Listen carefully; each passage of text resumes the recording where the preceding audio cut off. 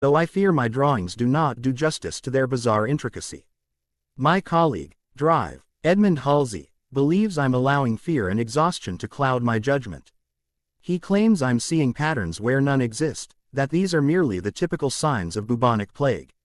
But he hasn't observed them under the microscope as I have. He hasn't seen them move. I must document something else, though I hesitate to commit it to paper.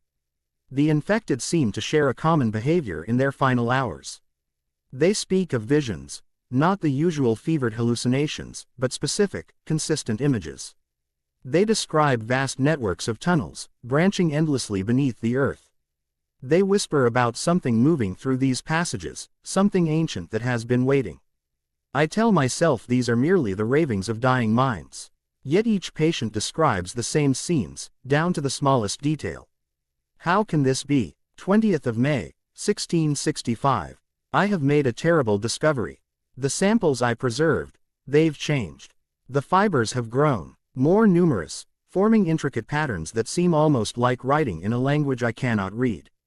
When I examine them, I feel a curious sensation, as if something is attempting to communicate through these bizarre structures. More disturbing still are the rats. London has always been plagued by them, but their behavior has become increasingly erratic. They gather in large groups, moving with an unnatural coordination. Yesterday, I observed a group of them in my laboratory, clustered around the cabinet where I keep my samples. They seemed to be listening for something. I've begun to experience strange dreams. I see the tunnels my patients described, endless passages that seem to pulse with their own heartbeat. Sometimes I hear whispers in languages that have never been spoken by human tongues. I tell myself this is merely the result of exhaustion and stress, but deep down, I know better. 25th of May, 1665. The infection rate is growing exponentially, but that is not what truly terrifies me. It's the patterns. They're everywhere now, in the spread of the disease through the city, in the way the rats move through the streets, in the very arrangement of the bodies we collect each morning. Everything follows the same branching structure I first observed in those tissue samples. I've started mapping these patterns, and what emerges is impossible to ignore. The disease isn't spreading randomly. It's creating something, building something, using us as its medium.